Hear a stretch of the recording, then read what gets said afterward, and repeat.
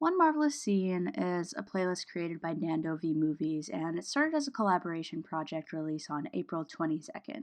Now there's over 100 videos on this playlist, and in true Brennan Beckwith fashion, I'm jumping on the bandwagon super late. Hi, I'm Brennan Beckwith, and this is One Marvelous Scene. I'm so happy I found this playlist through Captain Midnight because I want to immerse myself in the movie critique slash nerd culture slash video essay community, and pretty much every person who does my style of video is on this playlist. First scene that came to my mind was, of course, Peter Parker, trapped under the rubble, inspired by Stan Lee and Steve Ditko's greatest comic book run, the Master Planner Saga, specifically ASM issue 33. But this scene was already covered pretty well by Play Content and Ian F. Rocha. This is a problem we run into when you're late to the game. So I'm going to cover one scene that I can't believe hasn't been covered yet. I'm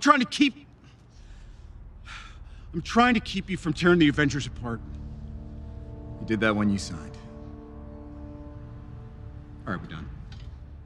You're gonna turn Barnes over, you're gonna come with us. Now, because it's us! Captain America, Civil War, airport fight scene.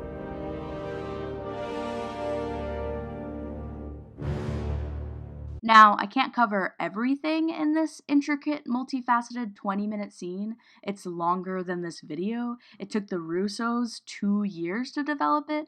This scene is just loaded with everything that sets the Marvel Universe apart from any other film series. This scene manages to display the powers, abilities, and personalities of 10 heroes. No, wait. 11. Wait, let me count. Iron Man, Captain America, Black Widow, Hawkeye, Black Panther, Spider-Man, Winter Soldier, Falcon, Rhodey, Scarlet Witch, Vision, and Ant-Man. There's 12. 12 heroes in this one fight scene. I know that doesn't sound like much now that we've had every single Marvel character in existence in one fight scene, but at the time, this was unprecedented and brilliant, and most importantly, it laid the groundwork for those massive fight scenes to make sense and feel cohesive in future Marvel films. While I can't cover it all, I'll go over some highlights of this scene, what it means to the greater Marvel Cinematic Universe, and why it's one of my favorite scenes in MCU history. You think you're right? It makes you dangerous.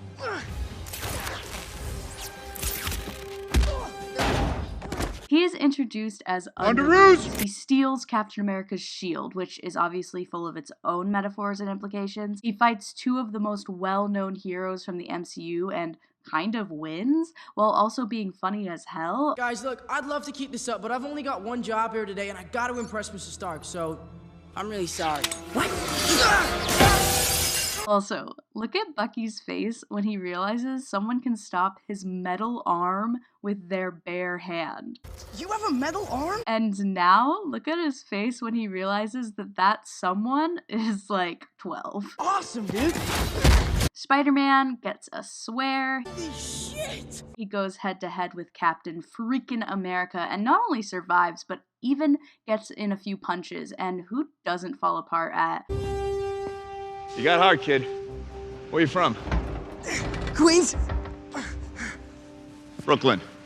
I loved this little moment between Spider-Man and Captain America from the beginning, but now there's a callback to it in Endgame, and I am honestly obsessed. This entire fight scene in Civil War is the reason that Tom Holland is by far my favorite live-action Spider-Man. Think about it. A 20-year-old actor, for the first time, playing a hero who just happens to be one of the most well-known, relatable, and famous superheroes ever, while at the same time being thrown into an already plot-heavy movie with 12 movies of storyline behind it, in the middle of a battle with 11 other well-known, famous actors and huge heroes. Tom Holland, and the writers of course, managed to develop, define, and highlight Spider-Man's place in the MCU with this one fight scene in an already massive movie. That's so awesome, and leads me into my next point.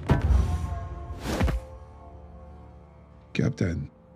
Your Highness. We know that Marvel is pretty good at seamlessly introducing new characters into the MCU. But we need to go. Hey, mate. Hey! How's school today? It's okay. This crazy car parked outside. Oh, Mr. Parker. What? What are you doing? Hey, I'm Peter. Tony. What are you doing here? It's about time we met. Wakanda is proud to extend his hand in peace. Everybody get down!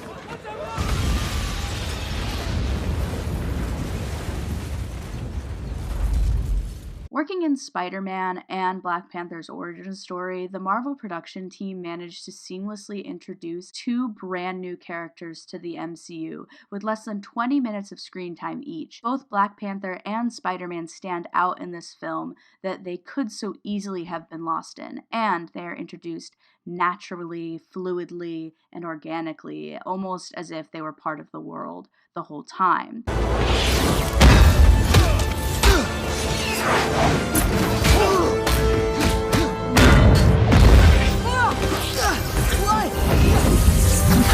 There's a video I'll leave in the description that goes in depth on how well Marvel executes fight scenes with the diversity of their heroes' powers. Seem to miss. Use powers creatively.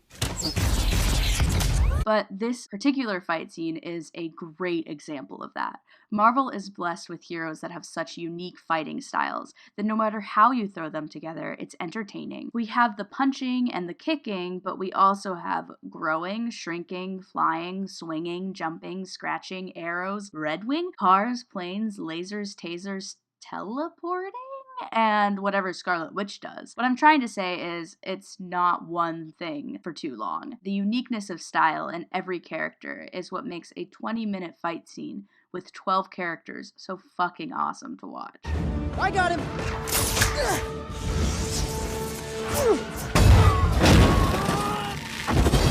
I'm the boss, I'm the boss, I'm the boss, I'm the boss. For someone I always thought was a throwaway character, he really comes through in this scene. Shrinking and growing powers would be so lame in anyone else's hands, but somehow Marvel pulls it off as a legitimate and powerful power. And that really didn't occur to me until this fight scene. Paul Rudd's Scott Lang is also just so funny. It's an honor. I'm shaking your hand too long. Wow, this is awesome. Captain America. I know you too. You're great. Jeez. Look, I want to say, I know you know a lot of super people, so thanks for thanking of me. Ant-Man might be one of my top 5 favorite Marvel characters. I don't know if I should be ashamed of that. Moving on. The rest of us aren't getting out of here. As much as I hate to admit it, if we're gonna win this one, some of us might have to lose it. This isn't the real fight, Steve. This is a huge part of this fight scene. We've seen bigger fights in Marvel movies, but none quite like this one. One thing sets this scene apart from every other huge Marvel fight scene. There is no bad guy in this fight. I mean, I guess we can argue that they're all bad guys because they're destroying all this infrastructure. I mean, can you imagine how many people were inconvenienced by an entire airport shutting down indefinitely? How many jobs were lost from that shutdown? And who cleaned all this up? Guys like us. I digress. It's not nearly as destructive as DC fights. My point is, there's no bad guy in this fight. All these heroes have admirable qualities. Fans love and care about every character in this scene. But more importantly, every character in this scene loves and cares about each other. We're still friends, right? Depends on how hard you hit me. Black Widow has a one-on-one with her only father figure. Spider-Man battles one of his heroes. Vision and Wanda are literally lovers pitted against each other. Falcon dodges a shot from Vision that hits and almost kills his best friend. All these heroes are risking their lives fighting against the people they love. And this whole concept is highlighted by how no one really makes a kill shot. Some criticism that I hear a lot about this scene is that it's unrealistic that there wasn't more casualties when all these superheroes are fighting each other. But watch this scene again. You'll notice that they are only trying to incapacitate each other. They never shoot to kill. Hawkeye could have shot Iron Man but aimed for the cars behind him. Or Captain America knew that Spider-Man was strong enough to hold up this thing? So he just wanted to hold him back. He didn't want to kill him. Nobody died because nobody wanted anyone to die in this scene. Sorry, Cap, this won't kill you, but it ain't gonna tickle either. That's what's so heartbreaking about the entire conflict of this movie. That's why it's called Civil War. And whether you were Team Cap or Team Iron Man, you'd have to be heartless not to feel something for the other side. For the record, I was Team Cap, but that doesn't quite matter anymore, does it? Bandit Incorporated made a fun video counting the scores in this fight scene like a video game, and by only 8 points, Cap's team wins. And you could say they also won because Bucky escaped, but still, the movie makes it painfully obvious that there was no winner in this fight. This scene isn't the battle against Thanos' army, where our clear heroes are fighting and killing hideous, inhumane monsters. This fight scene is hero against hero. It's intimate, personal, and heartbreaking no matter how it ends. I'm sorry. Me too. It's as I said, catastrophe. Steve, you know what's about to happen. Do you really want to punch your way out of this one? This is where we see Marvel blurring the lines between good and evil. Marvel truly encapsulates the multifaceted sides of human nature. Nobody is all good or all evil. There is very seldom a hero and a villain with very clear right and wrong sides. Hey, let's do get help. What? Get help? No. They started to play with this idea during Winter Soldier when the main enemy was Steve Rogers' best friend.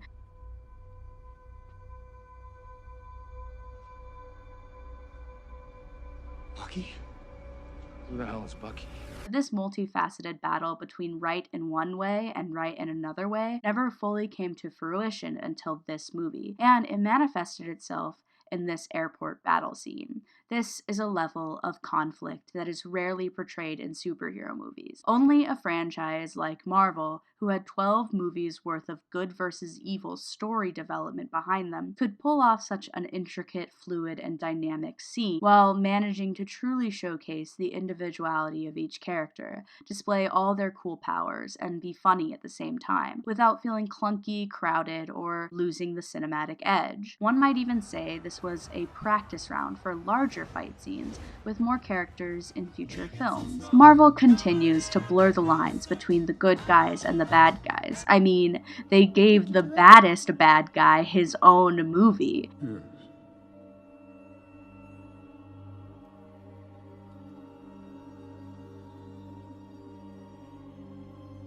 What did it cost?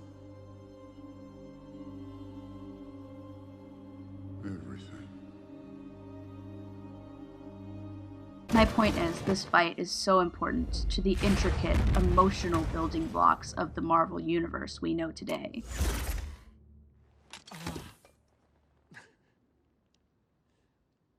Does anyone have any orange slices?